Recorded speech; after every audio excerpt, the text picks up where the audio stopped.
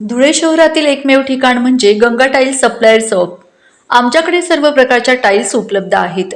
यामध्ये ceramics oil tiles, floor tiles, vitrified tiles, steps and riser tiles, parking tiles, kitchen sink, sanitary ware इत्यादी.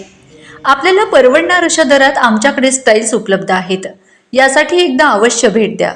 पत्ता Ganga tiles supplier shop, 405 micro tower, Wadjai road, Dhule. Mobile number 70 574 83 849. आपण बघत आहात digital इंडियाचे digital news. ठाम मत Marathi news. नमस्कार. आजच्या ठळक बातम्या. कुसुंबामध्ये शिंदे पाटील आरोप प्रत्यारोपांनी राजकारण पेटले. कुसुंबा गावातील मोर्चा प्रकरणावरून राजकीय वातावरण तापले असून दोन्ही बाजूने आरोप प्रत्यारोप सुरू झाले आहेत. भाजपाचे माजी जिल्हा परिषद सदस्य संग्राम पाटील यांनी कुसुंबा गावातील किरण शिंदे, त्यांचा मुलगा कुणाल शिंदे आणि त्यांच्या साथीदारांवर गंभीर आरोप केले आहेत. धुळे जिल्हा मराठी पत्रकार संघाच्या सभागृहात आयोजित पत्रकार परिषदेत बोलताना संग्राम पाटील यांनी सांगितले की संबंधितांनी बेकायदेशीर मोर्चा काढून गावात दहशत निर्माण केली, तसेच सार्वजनिक मालमत्तेचे नुकसान केल्याचा आरोप केला. या प्रकरणाची सखोल चौकशी करून संबंधितांवर कठोर कायदेशीर कारवाई करावी अशी मागणी त्यांनी केली. संग्राम गोविंदराव पाटील, माजी सभापती जिल्हा परिषद धुळे आणि कुसुंबा जिल्हा परिषद गटाचा जिल्हा परिषद सदस्य, गेल्या 4 दिवसापूर्वी साखरपुड्याच्या कार्यक्रमामध्ये गेलो असता माझ्यासोबत नारायणप्पा शिंदे होते, नितेश परदेशी सर होते, सुनील भाऊ होते आणि त्या ठिकाणी आमच्या नारायणप्पा शिंदेंना किरण शिंदे यांनी अत्यंत खालच्या पातळीची शिवीगाळ करून, जी मी तुम्हाला जाहीर वाच्यता करू शकत नाही अशा पद्धतीची आया बहिणीवरून शिवीगाळ करून जीवे ठार मारण्याची धमकी दिली आणि त्या याच्यावरून वाद हा उफाळला आणि म्हणून या झटापटीमध्ये नारायणप्पांना देखील तिथं मारहाण झाली.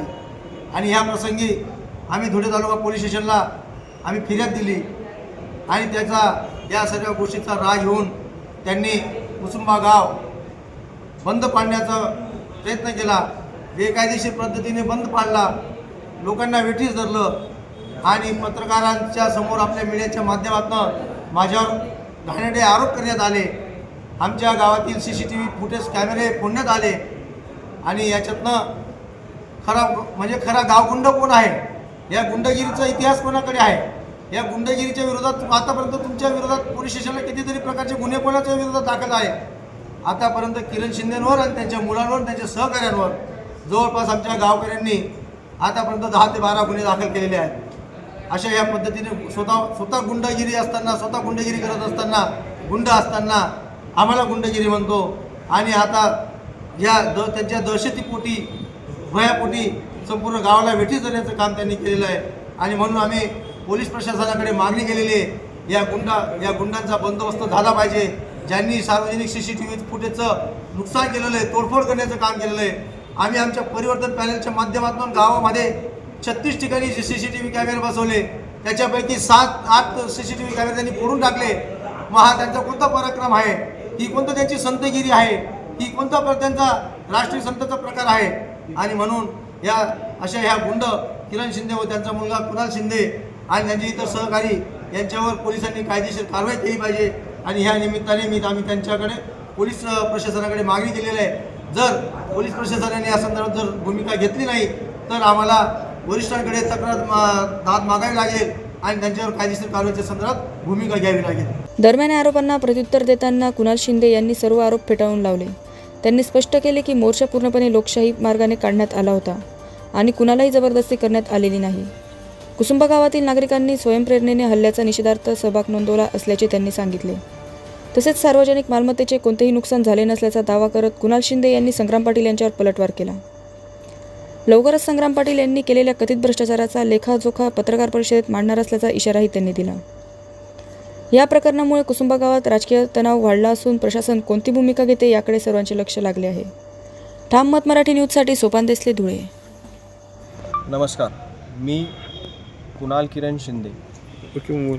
मला प्रसारमाध्यमाच्या माध्यमातून काही वेळापूर्वी माहिती मिळाली की धुळे जिल्ह्यातील नामांकित दलाल आणि तोडीपाणीखोर म्हणून ज्याची ओळख आहे त्या संग्राम गोविंदराव पाटील याने पत्रकार परिषद त्या ठिकाणी घेतली आणि त्याच्यात अतिशय तथ्यहीन बिनबुडाचे आरोप त्यांनी केले. सदरील सर्व आरोपांचे मी स्पष्टरित्या खंडन करतो आणि एकही आरोपात जर सत्यता आणि पुरावा असेल तर तो त्यांनी आमच्या पत्रकार मित्रांना उघडरित्या द्यावा असं मी त्यांना आव्हान देखील करतो. आणि हे सगळं होत असताना एक दोन गोष्टींचे त्यांनी उल्लेख त्या ठिकाणी केले आणि ते करत असताना त्याने म्हटले की सार्वजनिक मालमत्तेची तोडफोड काही लोकांनी केली. सार्वजनिक मालमत्ता हिचा अर्थ नेमका काय असतो? सार्वजनिक मालमत्ता म्हणजे काय? तिला वैयक्तिक उपभोगासाठी वापरता येते का? याची उत्तरं येणाऱ्या काळात नियोजितरित्या पत्रकार परिषद घेऊन आम्ही निश्चितरित्या देऊ. लवकरच या सर्व पत्रकार परिषदेचा भांडाफोड आम्ही पुढील काही काळात करणार आहोत.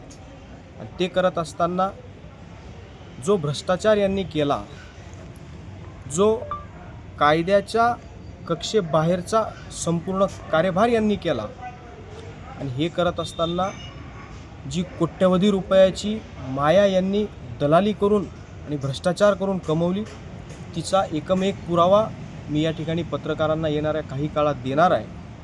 संपूर्ण गोष्टीचं पूर्ण पुराव्यानिशी दस्त आम्ही देणार आहोत की ज्यामध्ये स्पष्ट उल्लेख यांचे आहेत.